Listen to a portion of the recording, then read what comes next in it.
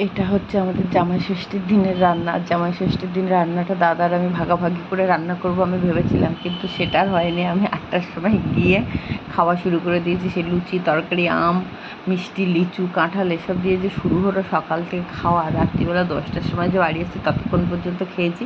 আর আসার সময় আবার প্যাকেট করে নিয়ে এসেছি খাবার দাবার সব।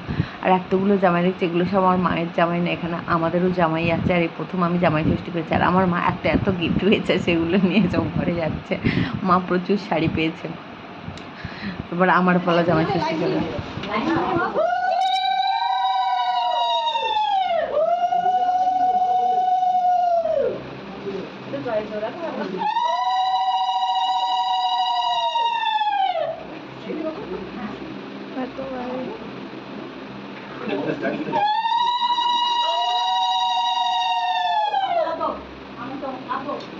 তুমি একজনই ঢোকা চাই আমার কিছু হবে ওইটা তুই দে না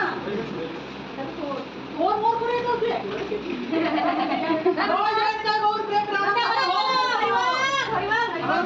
হলুদ প্লাস্টিকগুলো নিয়ে বিপত্তি, কারণ এত এত হলুদ প্লাস্টিক।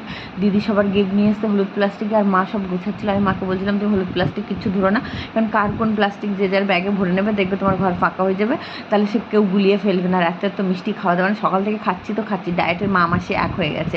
আর সবাই এত এত গিফট পেয়েছে, ভালোই লাগছে। আর আমার মা তো এত এত গিফট পেয়েছে, তো মাকে বলছিলাম তুমি কটা শাড়ি পেয়েছো? তো মা আমার বলছিল তুই তো শাড়ি দিসনি, তাই আর 5টা না 7টা শাড়ি হয়েছে। তখন আমি মাকে বললাম তুমি যে শাড়িটা পরে আছো আমি তো কিছুদিন আগে দিয়েছিলাম, তা আজকের দিনে তুমি আমার শাড়িটা পরে আছো, এটাই তো আমার অনেক পাওনা, তুমি তো অন্য জামাইদের শাড়ি পরোনি। তো মা হাসছিল, আমি তো ইয়ার্কি মারছিলাম মায়ের সাথে, মাও আমার সাথে ইয়ার্কি মারছিল। আর মা প্রচুর টাকা পেয়েছে, শাড়ি পেয়েছে, সব মিলিয়ে মিশিয়ে অনেক কিছু হয়ে গেছে। তো তা আমরা ভালোই ছিলাম, সব নাতি নাতি জামাই জামাই সব ঘর ভরে গেছে দিদির একদম। আর এত এত রান্না দাদার আর আমার শেয়ার করে রান্না করার কথা ছিল, কিন্তু আজকে কী হয়েছে, বাচ্চা হয়ে গেলে না, কথা দিয়ে কথার দাম রাখা যায় না। কারণ আমার গপুর জ্বর হয়েছে, রাত্রে সারা রাত জ্বর, তো আমি কিছু করতে পারিনি, সারা রাত জাগা আমার। আর আমি বেলা করে, মানে 8টার সময় এসে আসার কথা ছিল ভোরবেলা। দাদা সব পার্শে মাছ, চিংড়ি মাছ, মাটন, তারপরে আরও কী সব রান্না করেছে, ভাজা ফাজা সব দিয়ে রান্না, সব কিছুই রান্না করেছে দাদা। তো আমার খারাপ লাগছিলো, তো কিছু করার নেই, বাচ্চা ছোটো থাকলে না কিছু করা যায়।